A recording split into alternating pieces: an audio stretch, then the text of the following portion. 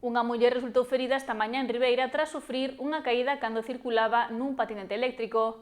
Tivo que ser trasladada ao Hospital do Barbanza logo de sufrir un golpe na cabeza. Os feitos ocorreron entre as 11 e as 11:15 da mañá na avenida Rosalía de Castro. A muller duns 40 ou 45 anos circulaba nun patinete eléctrico cando pasou entre un camión e uns contenedores. Nese momento tropezou e caeu ao chan, sufrindo un forte golpe. Ata o lugar desprazáronse efectivos da policía local, do GAEM de Ribeira e do 061.